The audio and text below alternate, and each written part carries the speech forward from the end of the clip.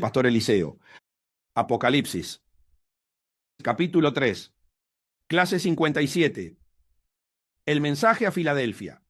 Filadelfia fue fundada en el año 189 antes de Cristo por el rey Eumenes II de Pérgamo, en la ruta que unía Sardis con Colosas.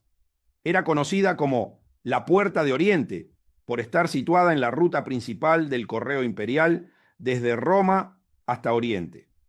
La ciudad estaba ubicada sobre una placa tectónica, lo que provocaba continuos terremotos. En el año 17 después de Cristo, Filadelfia fue destruida por completo a causa de uno de estos seísmos y fue reconstruida por Tiberio. Como resultado, quienes sobrevivieron vivían fuera de las murallas y muchos emigraron, por lo que la ciudad quedó prácticamente desierta. La ciudad cambió 3 veces de nombre. En primer lugar, se llamó Filadelfia, que en griego significa el que ama a su hermano. Este nombre se lo dio su fundador, Eumenes II, en honor a su hermano Átalo II, cuya lealtad le valió este epíteto. Más tarde, tras el terremoto del año 17, cuando la ciudad quedó destruida, Tiberio prestó una generosa ayuda para reconstruirla y, en su honor, la ciudad recibió el nombre de Neocesarea. Medio siglo más tarde, bajo el reinado de Vespasiano, la ciudad volvió a cambiar de nombre, esta vez por el de Flavia. Apocalipsis, capítulo 3, versículo 7. Escribe al ángel de la iglesia en Filadelfia: esto dice el santo, el verdadero, el que tiene la llave de David, el que abre y ninguno cierra, y cierra y ninguno abre. El que tiene la llave de David. En la carta a la iglesia de Filadelfia, el Señor Jesús se presenta ante el ángel que la pastorea como el santo y el verdadero, y va a pronunciarse declarando la autoridad que tiene sobre todos los espíritus creados. Se reconoce como el poseedor de la llave de David y afirma que tiene el poder de abrir y que nadie pueda cerrar, y de cerrar y que nadie pueda abrir.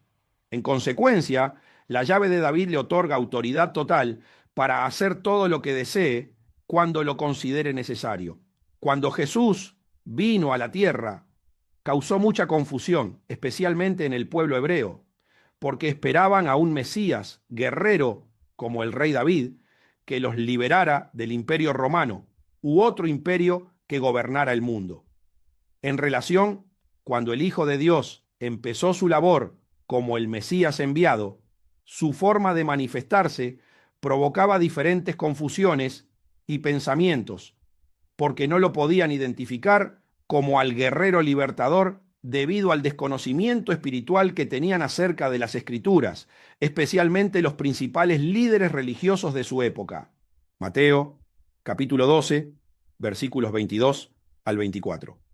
Entonces fue traído a él un endemoniado, ciego y mudo, y le sanó, de tal manera que el ciego y mudo veía y hablaba. Y toda la gente estaba atónita y decía: ¿será este aquel hijo de David? Mas los fariseos, al oírlo, decían: este no echa fuera los demonios, sino por Beelzebú, príncipe de los demonios.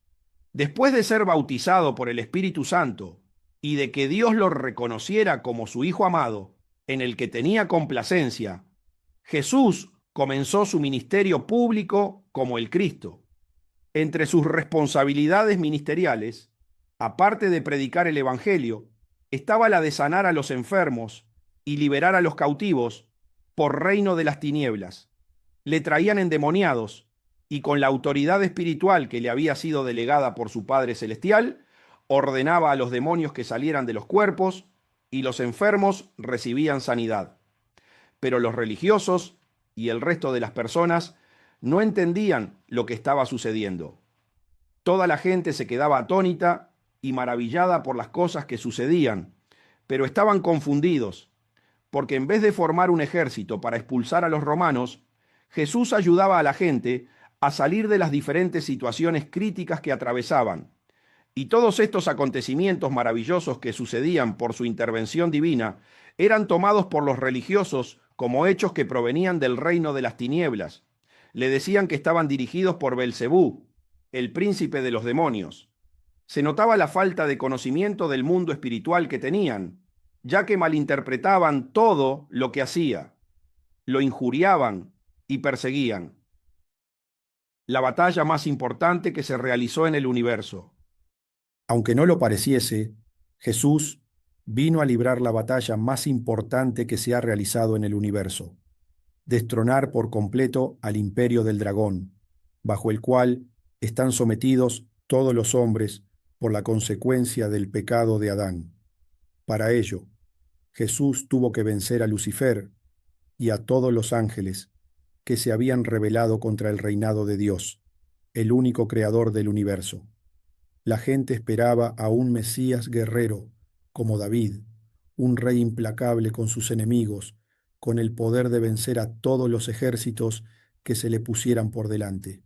Sin embargo, a diferencia de Jesús, David era un guerrero terrenal. Su función era liberar a los hebreos en sus luchas contra los adversarios. Pero ninguno de esos triunfos del rey David podía liberar a los hombres de la esclavitud del pecado. En consecuencia, si el Señor Jesús no hubiese venido a redimir al hombre, las guerras hubieran sido interminables y Dios nunca hubiera podido disfrutar de su creación como lo había planeado al principio, disfrutar del universo a través de los cuerpos de sus seres creados. Entonces, el Hijo de Dios fue enviado para batallar y vencer a todas las fuerzas adversarias, al reino de Dios que tienen a los hombres sometidos al pecado y, por ese motivo, viven en guerras, sufrimientos, enfermedades y tormentos, deseándose el mal unos a otros.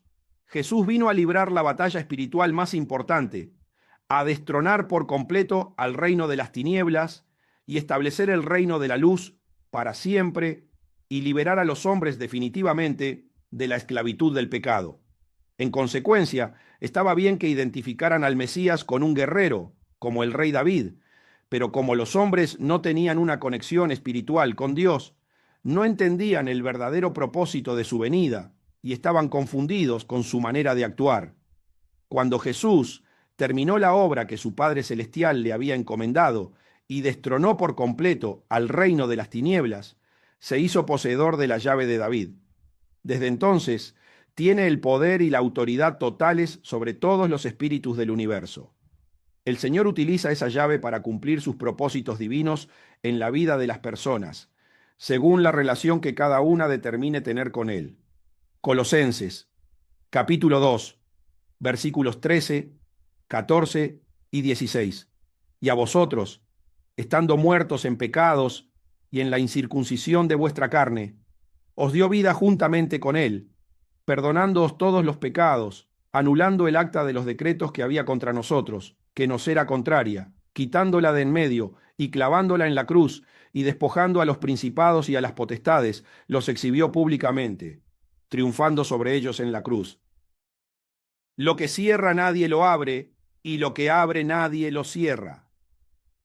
Al vencer a los principados y a las potestades, Jesús liberó por completo a los hombres de la esclavitud del pecado y del acta en su contra, con los decretos que manifestaban sus desobediencias a las reglas de Dios y que le eran contrarias y merecían la condena eterna.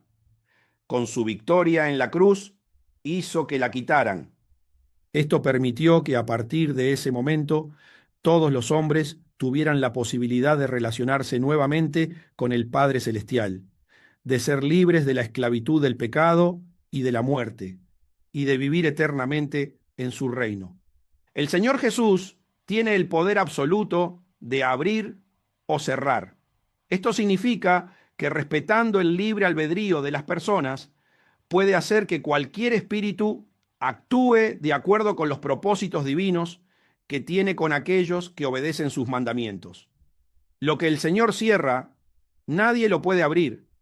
Lo que abre, nadie lo puede cerrar, pues a Él se le ha dado toda potestad en el cielo y en la tierra. Primera de Corintios, capítulo 10, versículos 12 y 13. Así que el que piensa estar firme, mire que no caiga. No os ha sobrevenido ninguna tentación que no sea humana, pero fiel es Dios, que no os dejará ser tentados más de lo que podéis resistir, sino que dará también, juntamente con la tentación, la salida, para que podáis soportar. En consecuencia, el creyente nunca debe olvidar que es un ser programable y que todo lo que hace es por motivo de la información que ha permitido entrar en su corazón. No obstante, el Señor continúa teniendo el control absoluto del universo. Por lo tanto, nadie debe considerarse firme pensando que lo logra por sus propios medios y prescindir de la protección divina, porque el Señor Jesús puede retirarla y autorizar el ataque de los enemigos. El reino de las tinieblas no puede hacer nada sin la autorización del Hijo de Dios. Toda tentación del enemigo está bajo la supervisión del Señor Jesús. No va a permitir que una tentación supere lo que le fue enseñado a un hijo de Dios. En consecuencia, cuando es atacado por el diablo, debería tener la revelación de la palabra para poder superar el engaño. El Señor Jesús marca los límites. Él es el que abre y nadie cierra, y el que cierra y nadie abre. Jesús tiene la llave de David, el reinado que se le otorgó al vencer a todos sus oponentes. Santo y verdadero. La manera de obtener la victoria sobre los enemigos en la tierra es muy diferente a cómo se obtiene en el mundo espiritual. David venció con la espada y la lanza. Actualmente se vence con misiles hipersónicos, tanques de guerra, aviones de combate, barcos y bombas nucleares. Sin embargo, las batallas espirituales se ganan viviendo en santidad y diciendo siempre la verdad. Esa fue la estrategia que el Padre Celestial le dio a su Hijo Jesús para destronar a su adversario, la santidad, que consiste en apartarse de todo mal y decir siempre la verdad. No hay nada más poderoso para dejar fuera de acción al reino de la maldad.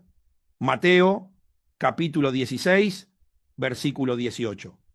Y yo también te digo que tú eres Pedro, y sobre esta roca edificaré mi iglesia, y las puertas del Hades no prevalecerán contra ella. Con las llaves con las que el diablo abre las puertas del Hades, con la santidad y la veracidad, se pueden cerrar todas. La llave de David representa la forma de proceder del Señor Jesús. Cuando un creyente adquiere su personalidad, el Hades ya no puede prevalecer sobre él. Jesús es la verdad, es decir, es genuino, y en su mente no hay confrontación entre dos pensamientos. Es radical y definido, no cambia. La mentira, por el contrario, es hipócrita, falsa y engañadora. Tiene varias facetas y es variable e indefinida. En consecuencia, son muchas las llaves del engaño para arrastrar a los hombres al pecado y a la inmundicia. Pero toda esa farsa se termina con aquel que adquiere la personalidad de Jesús, santa y verdadera. Eso es la llave de David. Cuando el Hijo de Dios perfecciona la santidad y siempre dice la verdad, el enemigo no tiene llaves para abrir puertas en el Hades, queda completamente anulado y sus armas se vuelven obsoletas. La victoria espiritual está asegurada. La santidad y la verdad son armas imbatibles. Quien logra obtenerlas tiene la salvación asegurada y el respaldo total del Señor para combatir en cualquier batalla y socorrer a otras almas en cualquier esfera espiritual. Clase 58. Apocalipsis, capítulo 3, versículo 8. Yo conozco tus obras. He aquí, he puesto delante de ti una puerta abierta, la cual nadie puede cerrar. Porque aunque tienes poca fuerza, has guardado mi palabra y no has negado mi nombre. He puesto delante de ti una puerta abierta. El Señor, como siempre, recalca que tiene a sus ángeles bien identificados y que conoce sus obras. Si le mandara una carta específica a cualquier otro ser humano, le diría exactamente lo mismo. Yo conozco tus obras. Esta expresión es ideal para que la lean aquellos que nunca meditan en la Biblia, y piensan que pueden llevar una falsa vida de creyente y entrar en el cielo. No hay nada ni nadie que se pueda esconder de la omnipresencia de Dios. Al contrario, el hombre vive para él y por él. Y por eso, después de la muerte, existe el juicio, en el que se evaluarán todas las obras que realizaron los humanos para ver si favorecieron a su reino o sirvieron a Satanás. Yo conozco tus obras, le dice el Señor con una entonación favorable y placentera. Me provocaron agrado porque son el resultado de la palabra de Dios que el ángel guardó en su corazón y porque no ha negado su nombre. En consecuencia, le dice que ha puesto delante de él una puerta abierta que nadie puede cerrar. Se trata de una puerta que le proporciona una protección muy especial contra sus enemigos. El Señor Jesús ya se la abrió y solo Él tiene el poder para decidir qué va a suceder con ella. Se la abrió por su esfuerzo en la meditación y porque no negó su nombre. Aunque tiene poca fuerza, por haber procedido de esa forma, tiene garantizada su protección espiritual. La meditación de la palabra de Dios y el reconocimiento de su nombre son dos armas destacadas para llamar su atención y movilizar su protección, tan necesaria, sobre todo cuando se tiene poca fuerza. Juan, capítulo 5, versículo 39. Escudriñad las Escrituras, porque a vosotros os parece que en ellas tenéis la vida eterna, y ellas son las que dan testimonio de mí. Escudriñar la Escritura es la mejor manera que tiene el creyente de demostrarle al Señor Jesús que ha entendido que es totalmente dependiente de Él y que su vida eterna depende completamente de su guía. Es sorprendente la cantidad de miembros de las iglesias que no tocan la Biblia ni para llevarla a la iglesia y sin embargo consideran que tienen la vida eterna. En este versículo, el Señor Jesús les dice todo lo contrario. Si no la escudriñan, su destino será el lago de fuego. Esta frase revela lo mismo que el primer mandamiento. Todo lo que acontece en este universo se trata de Dios. El hombre es solo un muñequito de barro con libre albedrío, y después del pecado de Adán, dependiendo de cómo lo use para programarse, tendrá la vida eterna en el cielo o pasará la eternidad en el infierno. En consecuencia, la mejor manera de demostrarle al Señor que se le tiene verdadero amor es escudriñando la Escritura para guardarla y permitir que Él se apodere del corazón y vivir por su gracia. Además, el poder que otorga al creyente para no negar su nombre y usarlo como respaldo ante los ataques del enemigo son una señal firme que certifica el temor de Dios. No importa lo que pueda acontecer, la revelación de quién es el Señor Jesús es más poderosa y temible que cualquier otra cosa que le pueda suceder a un creyente. Aunque sus fuerzas sean pocas, nada le hará flaquear, no lo negará, soportará lo que sea, pero nunca negará su nombre. Juan, capítulo 14, versículo 21. El que tiene mis mandamientos y los guarda, ese es el que me ama, y el que me ama será amado por mi Padre, y yo le amaré y me manifestaré a él. El que guarda sus mandamientos es el que lo ama. Este es uno de los dos motivos por los que el Señor le pone una puerta abierta delante de él, porque el que guarda sus mandamientos es el que lo ama, es el que quiere entregarle su vida para ser un instrumento útil en la obra de Dios. El Señor Jesús queda imposibilitado para actuar si no se le da acceso al corazón.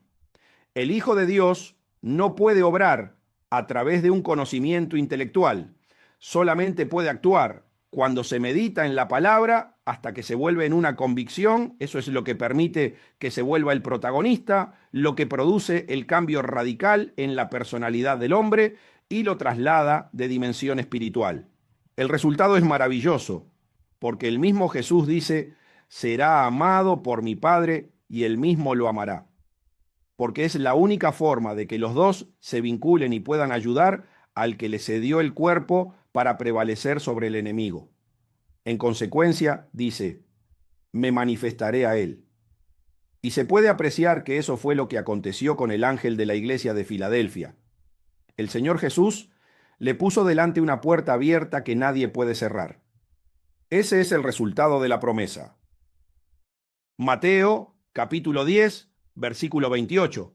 Y no temáis a los que matan el cuerpo, mas el alma no pueden matar, temed más bien a aquel que puede destruir el alma y el cuerpo en el infierno. El temor de Dios debe ser mayor a cualquier sufrimiento. Cuando uno entiende verdaderamente quién es Jesús, soporta cualquier situación adversa para no negar su autoridad como hijo de Dios. Muchas veces el creyente será puesto a prueba para certificar su fe. Tendrá que pasar por situaciones extremas en las que el enemigo lo atemorizará, incluso con la posibilidad de la muerte, para verificar si su temor al Señor Jesús es mayor que cualquier sufrimiento que tenga que padecer. El Apocalipsis es el libro que más revela las situaciones difíciles que los creyentes van a tener que experimentar en el tiempo del fin. En muchas ocasiones, la firmeza de su convicción será puesta a prueba, pero habrá una ocasión en la que, dependiendo de la decisión que tomen, estará en juego su vida, cuando el gobierno de la bestia exija que se pongan la marca para poder seguir comprando y vendiendo, además de que se tenga que adorar a su imagen. Será una prueba extrema para todo hijo de Dios, en la que el temor del Señor Jesús se debe sobreponer al temor de la muerte y en la que se debe estar preparado para soportar cualquier método que el enemigo elija para quitarle la vida. Mateo, capítulo 8, versículos del 23 al 27. Cuando entró Jesús en la barca, sus discípulos lo siguieron, y de pronto se desató una gran tormenta en el mar de Galilea, de modo que las olas cubrían la barca, pero Jesús estaba dormido. Llegándose a él, lo despertaron, diciendo: Señor, sálvanos, que perecemos. Y él les contestó: ¿por qué tienen miedo, hombres de poca fe? Entonces Jesús se levantó, reprendió a los vientos y al mar, y sobrevino una gran calma. Los hombres se maravillaron y decían: ¿quién es este que aún los vientos y el mar lo obedecen? Hay que temer de Jesús más que del mismo temor. El Señor Jesús permitió un día que sus discípulos pasaran por una experiencia extrema para que entendieran quién es Él y el poder que tiene su nombre. Un día, cuando subieron a una barca para dirigirse a otra orilla, se desató una gran tormenta en el mar, de tal manera que las olas cubrían la barca. Mientras tanto, Jesús dormía. Los discípulos, aterrados por la tormenta y el azote de las olas, pensaron que iban a morir y decidieron despertarlo. Le dijeron: Señor, sálvanos, que perecemos. Entonces Jesús se levantó, reprendió a los vientos y al mar, y sobrevino una gran calma. Luego el Señor Jesús los reprendió por no tener fe, pero a partir de ese día entendieron que Él era más temible que los vientos y el mar. Todo esto tenía como propósito elevarlos a otro nivel de fe, para que nada que les suceda los atemorice tanto como para negar la fe en el Hijo de Dios. Ni siquiera la muerte les puede dar más miedo, porque en su resurrección les quedó claro que Él tiene más poder que ella. El ángel de esta iglesia probablemente pasó por situaciones similares, pero su temor al Señor Jesús le hizo prevalecer, y eso le agradó, por lo que le puso delante una puerta abierta que nadie puede cerrar. Apocalipsis, capítulo 3, versículo 9. He aquí, yo entrego de la sinagoga de Satanás a los que se dicen ser judíos, y no lo son, sino que mienten. He aquí, yo haré que vengan y se postren a tus pies, y reconozcan que yo te he amado. Yo entrego de la sinagoga de Satanás. El Señor Jesús le sigue diciendo al ángel de la iglesia de Filadelfia que le iba a entregar a los de la sinagoga de Satanás, los que dicen ser judíos y no lo son, sino que mienten. ¿A quiénes se refiere el Señor con estas palabras? A los que se autodenominan pastores, que se confiesan siervos de Dios, pero que nunca fueron llamados por Él. Estos son grandes instrumentos de las tinieblas y sus ministerios están liderados por el mismo Satanás para engañar a los hombres. La principal característica de estos falsos ministros es que nunca enfrentan las obras del enemigo, no hablan de guerra espiritual ni de echar fuera a los demonios. Se confiesan como parte del cuerpo de Cristo, pero son unos mentirosos, ya que su gran desconocimiento de la obra de Dios les impide saber que son la cara visible de los demonios que los gobiernan, dirigidos por Satanás. Son los que se burlan y difaman a los verdaderos pastores e hijos de Dios, porque viven en constante guerra espiritual con el reino enemigo y echan fuera demonios para glorificar al Padre Celestial con sus vidas. El Señor Jesús se refiere a los que asisten a estas sinagogas como ovejas sin pastor. Mateo capítulo 9, versículos del 35 al 38. Recorría Jesús todas las ciudades y aldeas, enseñando en las sinagogas de ellos y predicando el evangelio del reino, y sanando toda enfermedad y toda dolencia en el pueblo. Y al ver las multitudes, tuvo compasión de ellas, porque estaban desamparadas y dispersas como ovejas que no tienen pastor. Entonces dijo a sus discípulos: a la verdad la mies es mucha, mas los obreros pocos. Rogad, pues, al Señor de la mies, que envíe obreros a su mies. Enseñaba en las sinagogas de ellos. Cuando Jesús estuvo en la tierra, también visitaba este tipo de sinagogas, donde las personas que esperaban encontrar a un pastor que las guiara, se topaban con un lobo rapaz que terminaba arruinando por completo su relación con su Creador. En consecuencia, cuando el Señor Jesús se refiere a estos templos, los cataloga como las sinagogas de ellos, porque no pertenecían a su reino, sino que formaban parte del reino de Satanás. El Señor Jesús entraba y les predicaba el evangelio del reino. Por lo tanto, en esos lugares se transmitía la doctrina referente a las enseñanzas de Moisés, que estaban bajo el gobierno de Jehová.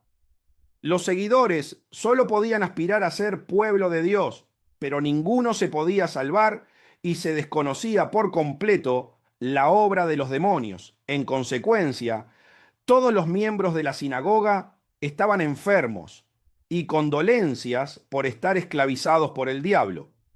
Eran muchas las almas sometidas al engaño. De hecho, Jesús dijo: tengo compasión de ellas, porque están desamparadas y dispersas como ovejas que no tienen pastor. Era una época diferente a la actual. Pero hay que saber diferenciar, porque era una época diferente a la actual. La manera de proceder de Jesús era totalmente desconocida y desconcertante con respecto a lo que esperaban del Mesías.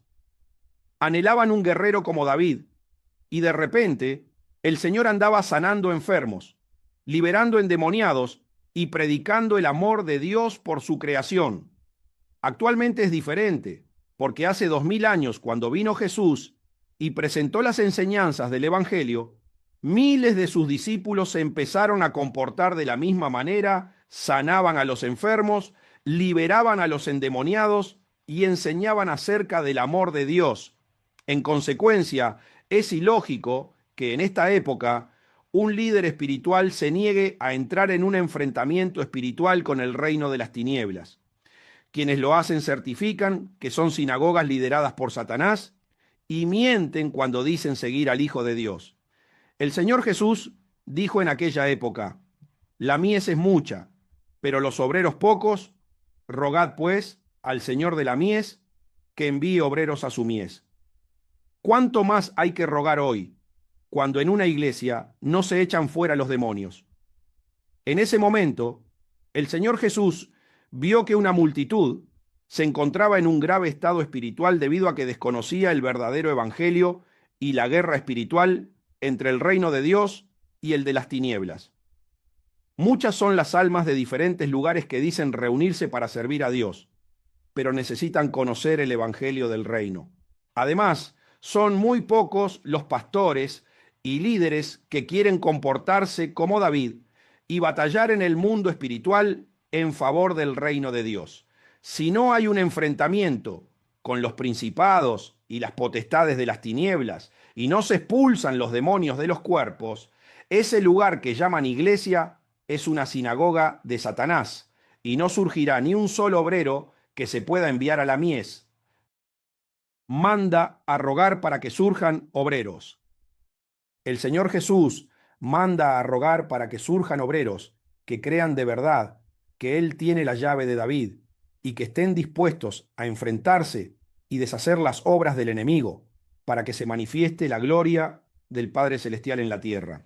Incluso en las congregaciones actuales que pertenecen al reino de Dios, es muy difícil encontrar líderes que realmente estén dispuestos a pagar el precio de luchar todos los días en el campo de batalla contra las potestades superiores por la salvación de las almas.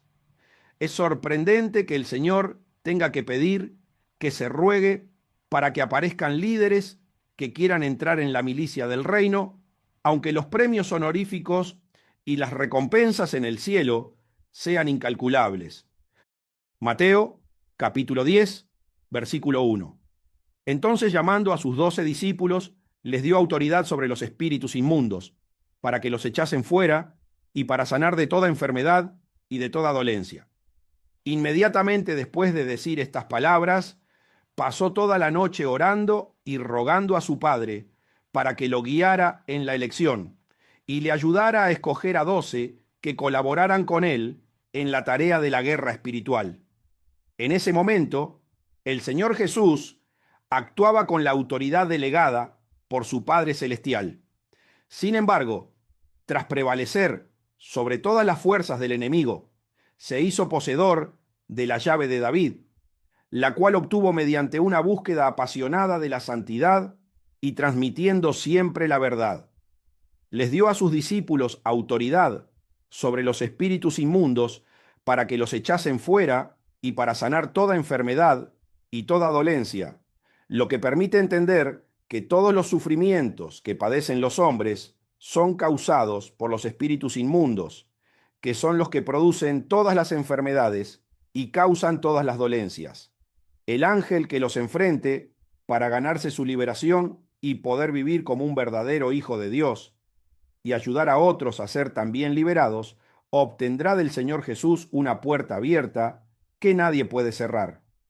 Por lo tanto, la clave principal para convertirse en un guerrero del cielo es buscar constantemente la santidad y la verdad a través de la meditación de la palabra de Dios. Yo haré que vengan y se postren a tus pies. Lo otro sumamente importante para ser un verdadero guerrero del reino es la perseverancia ante las adversidades, que es lo que le permite marcar la diferencia y destacar del común de los seguidores del Señor Jesús. Durante las batallas espirituales permanentes, muchos endemoniados estarán esperando que el ángel puesto por el Señor Jesús caiga, pero con el paso del tiempo, en lugar de ver su derrota, solo obtendrá victorias. Muchos enemigos reconocerán el respaldo divino en su vida y se convertirán al Evangelio. En consecuencia, Jesús le dice al ángel de la iglesia de Filadelfia que todos los miembros que se congregan en las denominaciones de pastores falsos, sinagogas de Satanás, que dicen ser judíos y no lo son, que se confiesan como parte de su cuerpo, pero que son mentirosos, al ver tus triunfos vendrán a buscarte para que los guíes. El Señor le dice: yo haré que vengan porque tu meditación y el no haber negado mi nombre me permitió entrar en tu corazón y mostrar mi gloria a través de ti. Vendrán por ti, se postrarán a tus pies humillados y hambrientos de que les enseñes cómo te convertiste en ese tipo de guerrero espiritual como David, para que les expliques cuál es la llave que permite que yo abra una puerta delante de ellos y que nadie se la pueda cerrar. Y concluye diciéndole: reconozcan que yo te he amado. Juan, capítulo 14, versículo 21. El que tiene mis mandamientos y los guarda, ese es el que me ama. Y el que me ama será amado por mi Padre, y yo le amaré y me manifestaré a él. Reconozcan que yo te he amado. En el ángel de la iglesia de Filadelfia se cumple la promesa que el Señor dio cuando estuvo en la tierra. El que tiene mis mandamientos y los guarda, ese es el que me ama. Y el que me ama será amado por mi Padre, y yo le amaré, y me manifestaré a él. El respaldo del amor del Señor Jesús se manifiesta en las batallas espirituales, en las que ningún principado, potestad o demonio puede prevalecer sobre el poder y la autoridad que recibe el creyente por tener al Padre y al Hijo en su corazón. Las manifestaciones de poder después de cada predicación harán que todos vean que el Señor está con el ángel dispuesto a pagar el precio de ser un verdadero guerrero del reino. Clase 59. Apocalipsis, capítulo 3, versículo 10. Por cuanto has guardado la palabra de mi paciencia, yo también te guardaré de la hora de la prueba que ha de venir sobre el mundo entero, para probar a los que moran sobre la tierra. Guardados de la hora de la prueba. ¿Qué es lo que el Señor Jesús va a probar? La obediencia que cada creyente tuvo respecto a lo que él dijo de meditar en el libro del Apocalipsis para estar preparados para los escalofriantes eventos que se avecinan sobre toda la humanidad y la necesidad extrema que tienen de guardarlo en el corazón para salvarse. En consecuencia, al principio del libro hay una promesa de bienaventuranza para quienes lo lean y oigan las palabras de esta profecía y las guarden, porque el tiempo está cerca y los creyentes no están exentos de estar presentes. Todos van a tener que pasar de alguna manera las pruebas que van a venir sobre el mundo entero para probar a los moradores de la tierra. ¿De qué manera el Señor Jesús protegerá a quienes guardaron la palabra de su paciencia? La respuesta es que va a vivir en sus corazones para gobernar cada una de sus acciones y así los va a proteger. La prueba es para los moradores de la tierra, es decir, para los que están bajo el gobierno de las tinieblas y para los creyentes que ignoraron las palabras del Señor y no se esforzaron por escudriñar las Escrituras para vivir por la gracia divina. La prueba no es para el ángel ni para la congregación que obedeció al Hijo de Dios. Por lo tanto, todos los que tuvieron la paciencia suficiente para meditar como se les ordenó y guardaron la palabra le dieron acceso a Jesús para que actuara en su favor. Esa es la forma en que el Señor Jesús protegerá a sus fieles discípulos. El éxito de los hombres y mujeres que obtuvieron grandes logros espirituales durante su servicio a Dios estuvo relacionado con la meditación que realizaron de su palabra. Leer y oír la palabra de Dios y guardarla en el corazón hace que Jesús gobierne la vida del creyente. Ese es el que se convierte en un verdadero hijo de Dios. Cada creyente debe prepararse de manera individual, porque la evaluación de la prueba determinará el destino final de los que forman parte de la última generación. La meditación tiene la particularidad de trasladar al creyente del mundo terrenal al espiritual. Por lo tanto, sus experiencias personales son acordes al mundo en el que viven. Durante la prueba que va a venir sobre el mundo entero, se cumplirán las palabras que el Señor Jesús declaró mientras oraba por sus discípulos. Juan, capítulo 17, versículos del 14 al 17. Yo les he dado tu palabra, y el mundo los aborreció, porque no son del mundo, como tampoco yo soy del mundo. No ruego que los quites del mundo, sino que los guardes del mal. No son del mundo, como tampoco yo soy del mundo. Santifícalos en tu verdad. Tu palabra es verdad.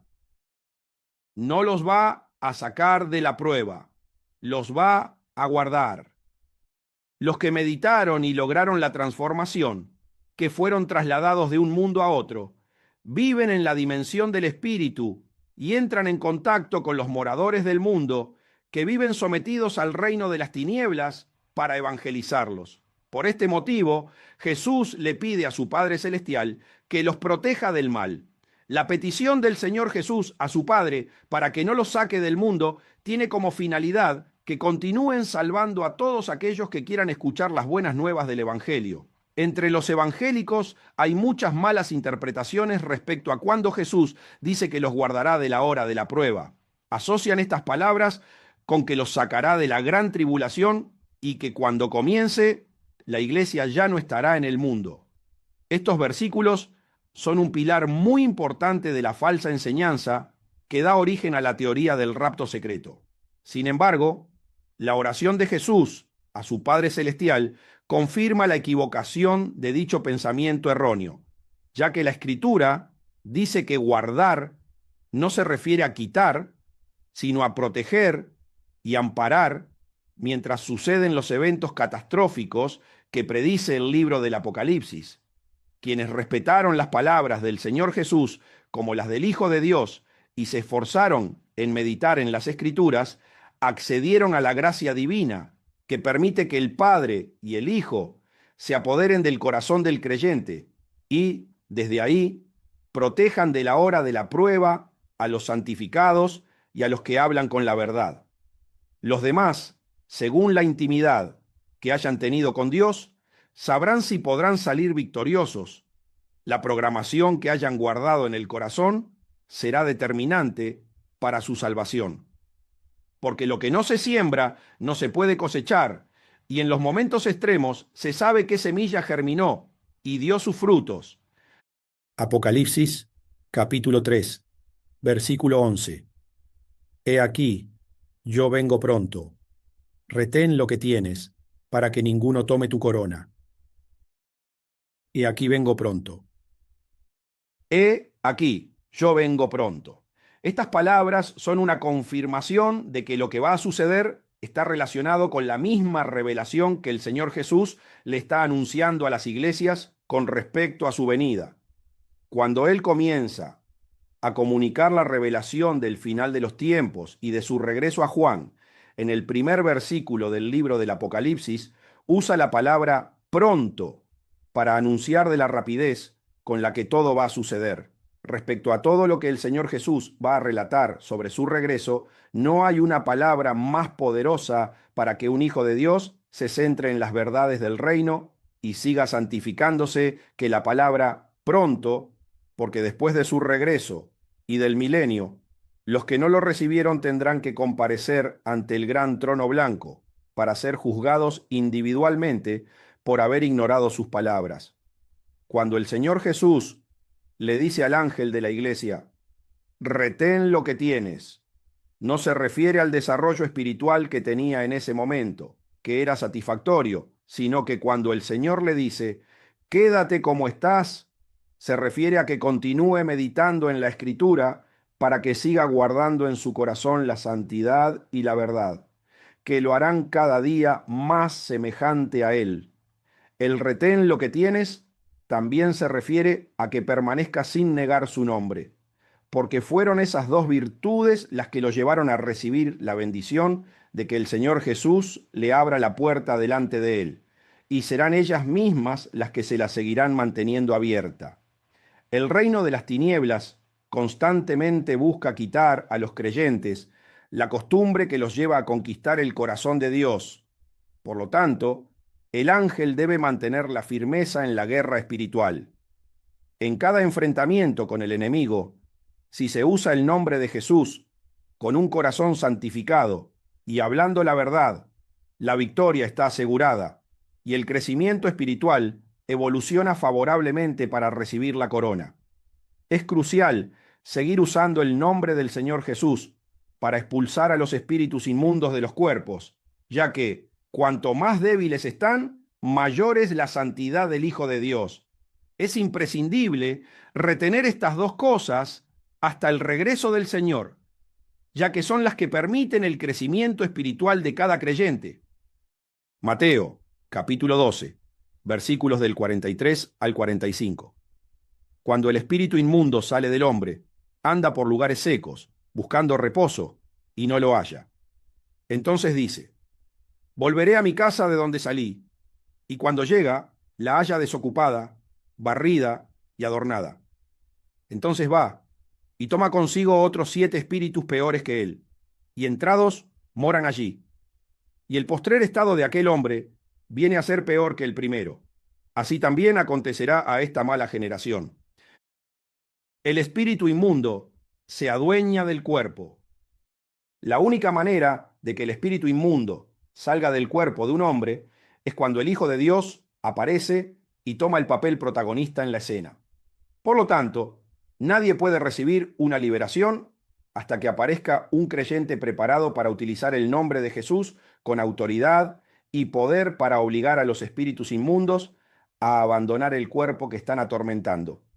Alguien debe creer al Señor Jesús cuando dice que tiene la llave de David y que todo el reino de las tinieblas, sin importar el cargo que tengan sus enemigos, está bajo su autoridad y señorío, y que indefectiblemente los ángeles caídos y los demonios deben obedecer cuando un creyente utiliza el nombre de Jesús a través de la presencia del Espíritu Santo. Los espíritus inmundos consideran el cuerpo de los seres humanos como si fuera su casa. Por ese motivo, cuando son expulsados, siempre intentan regresar, pero solo pueden hacerlo si el creyente sigue cometiendo pecados. Jesús tiene el dominio total sobre el reino enemigo, pero siempre respeta la libertad de elección que otorgó a cada espíritu humano. Los demonios. Pocos creyentes meditan en las Escrituras para que se les revele que los demonios son los espíritus de los hombres que murieron sin salvación.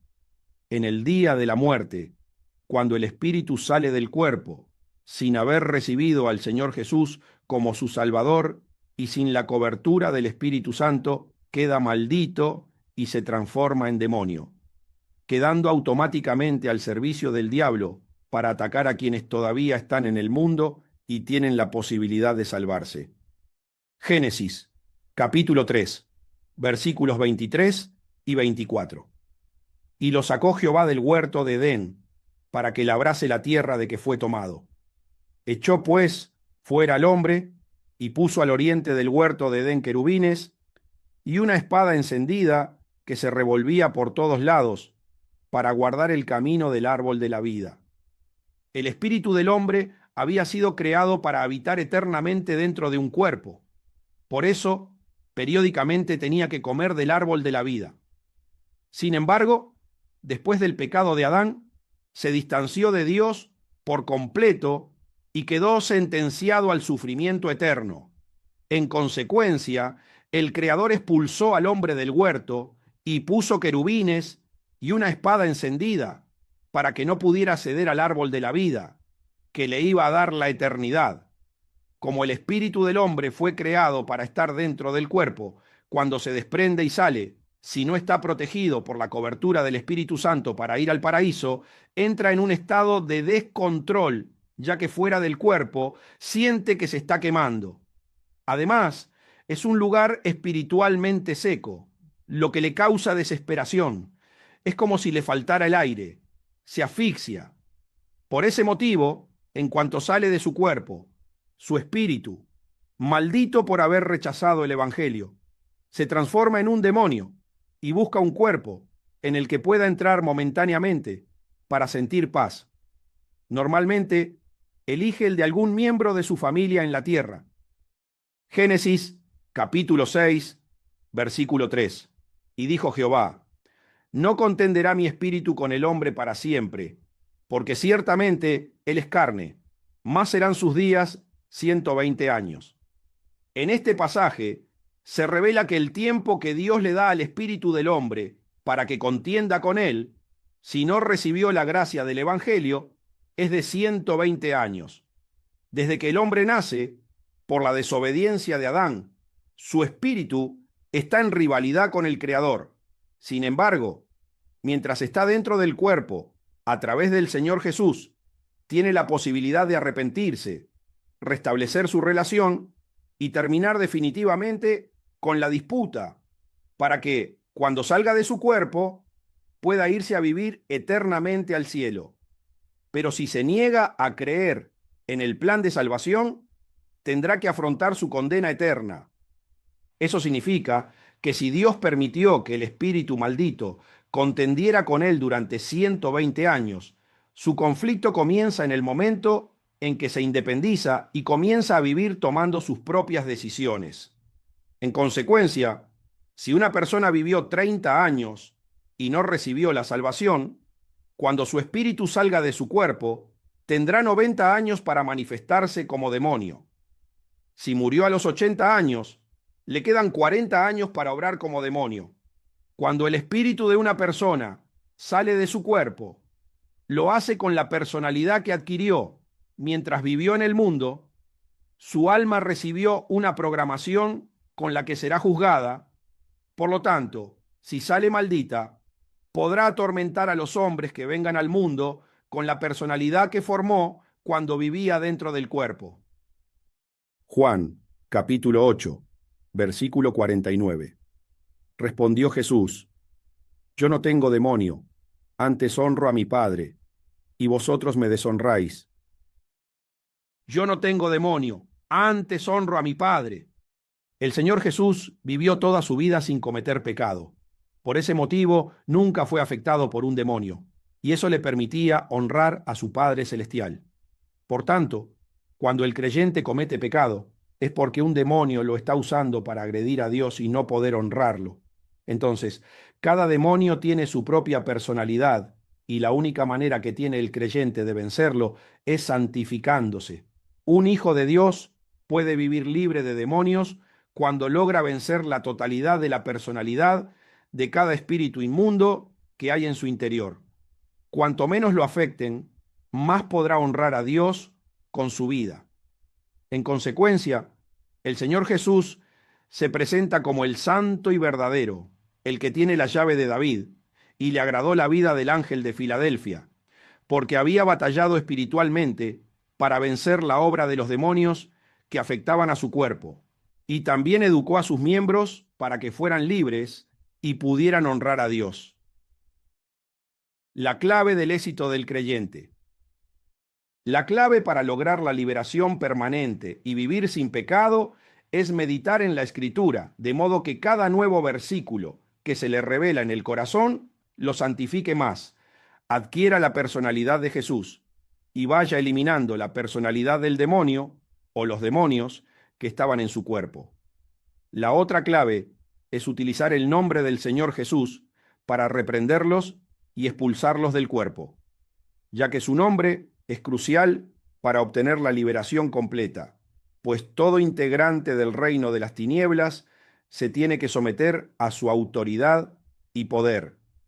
Por ese motivo, el Señor le dijo al ángel de la iglesia de Filadelfia: retén lo que tienes, continúa meditando en la Escritura y no niegues mi nombre, para que permanezcas santificándote y hablando con verdad. Eso me honra. Ese comportamiento permite al creyente ser verdaderamente libre, porque el Señor Jesús puede obrar desde dentro de su corazón como un guerrero al estilo de David. Esa es la puerta abierta que ha puesto delante de él. Procediendo de esa manera, se abren todos los caminos de la bendición. Clase 60. Apocalipsis, capítulo 3, versículo 12. Al que venciere, yo lo haré columna en el templo de mi Dios, y nunca más saldrá de allí. Y escribiré sobre él el nombre de mi Dios, y el nombre de la ciudad de mi Dios, la nueva Jerusalén, la cual desciende del cielo, de mi Dios, y mi nombre nuevo. Cumplir la función de soldado. El Señor dice: al que venciere, porque no todos los creyentes entran en esa batalla espiritual para poder vivir verdaderamente libres de los demonios, aunque todos los miembros de la iglesia deberían formar parte del ejército de Dios. Los espíritus inmundos, liderados por ángeles rebeldes, son los que causan sufrimiento a los hombres. Por tanto, el creyente queda libre cuando cumple correctamente los requisitos del proceso de liberación.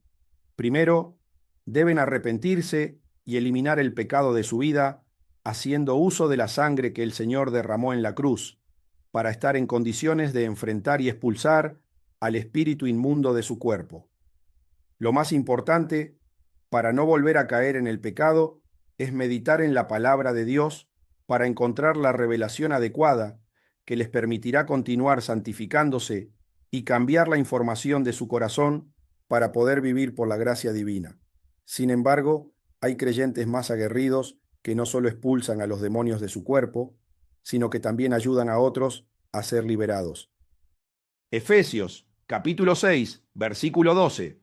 Porque no tenemos lucha contra sangre y carne, sino contra principados, contra potestades, contra los gobernadores de las tinieblas de este siglo, contra huestes espirituales de maldad en las regiones celestes. son los que utilizan completamente la autoridad que el Hijo de Dios les delegó cuando les autorizó a usar su nombre. Estos también enfrentan a los principados, a las potestades, a los gobernadores de las tinieblas y a las huestes espirituales de maldad en las regiones celestes. Quizás los primeros son aquellos a los que el Señor considera débiles, pero como se esfuerzan en meditar para guardar su palabra y no han negado su nombre, Jesús utiliza a otros hermanos para que les ayuden en sus batallas espirituales. Muchas veces los creyentes reconocen que no pueden avanzar más debido a su debilidad espiritual, pero a pesar de tener poca fuerza, no niegan la autoridad absoluta del Hijo de Dios.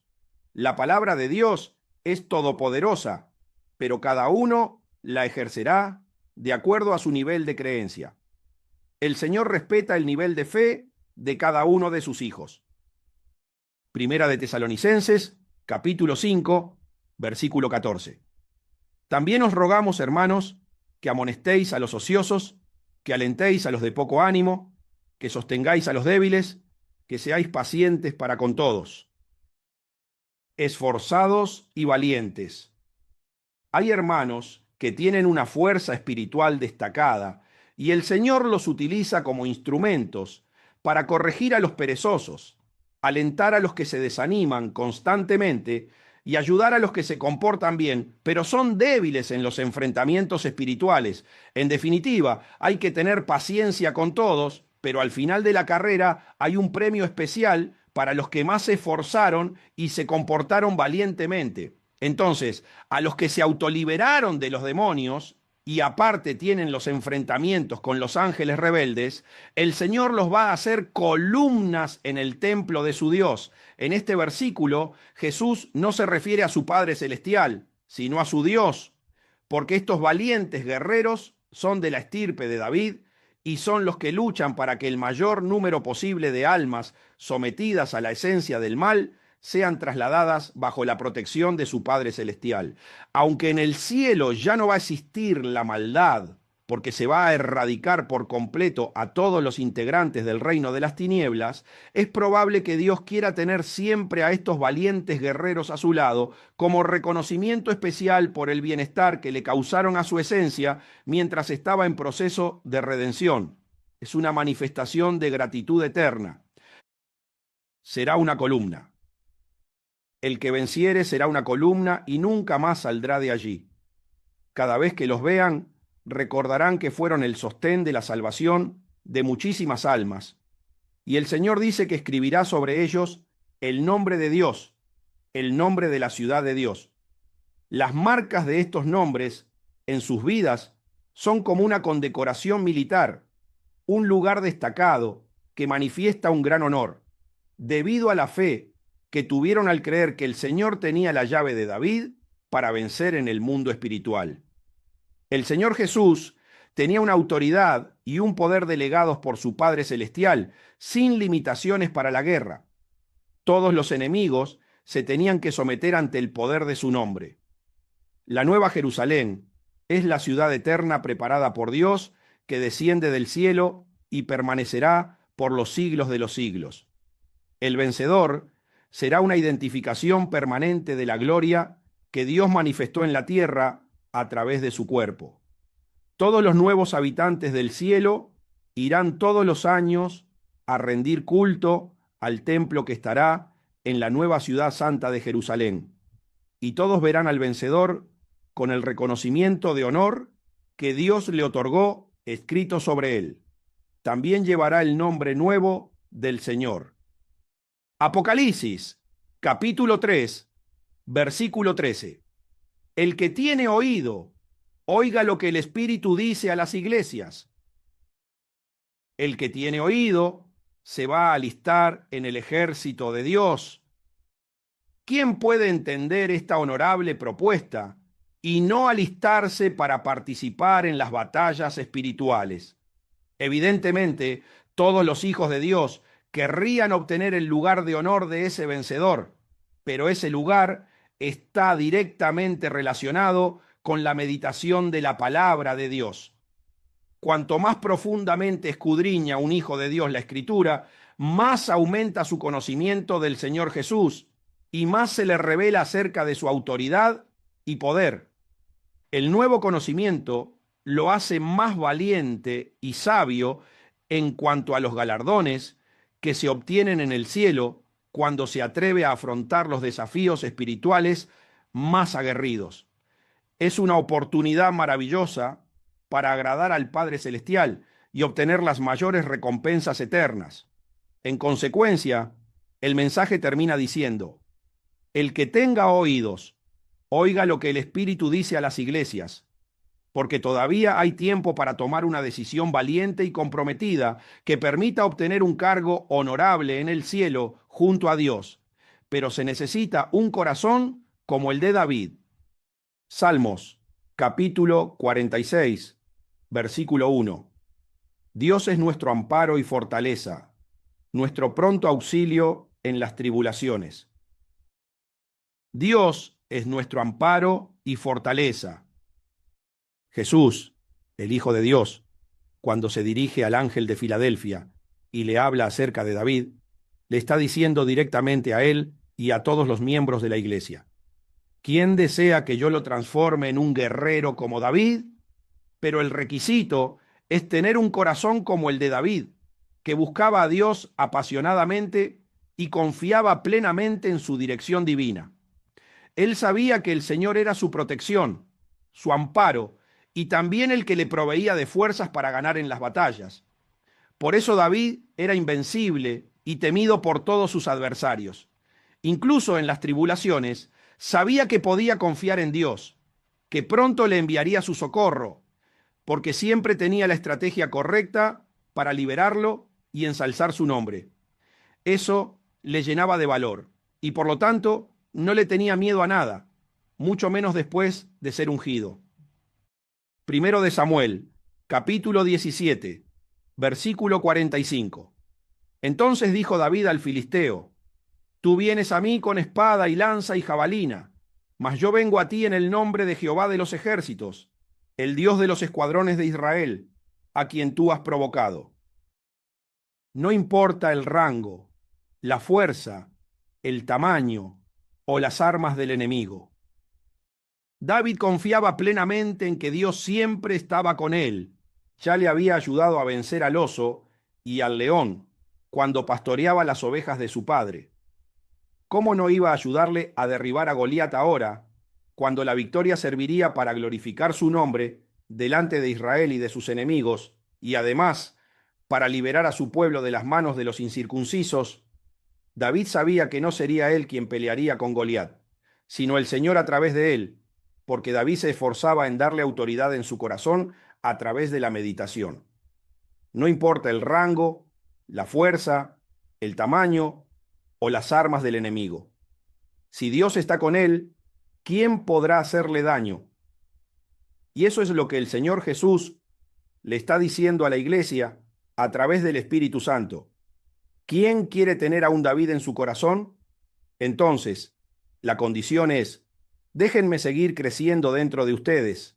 En consecuencia, les digo, retengan lo que tienen, sigan meditando, nunca nieguen mi nombre, nunca se acobarden. El temor que tienen de mí debe ser mayor que el temor que les pueda producir cualquier otro ser creado o circunstancia. Les haré columnas en el templo de mi Dios y nunca más saldrán de allí. Escribiré sobre ustedes el nombre de mi Dios y el nombre de la ciudad de mi Dios, la Nueva Jerusalén, la cual desciende del cielo. Esa ciudad es el estandarte de la voluntad de mi Padre Celestial, y tú serás un pilar eterno de esa gloria divina.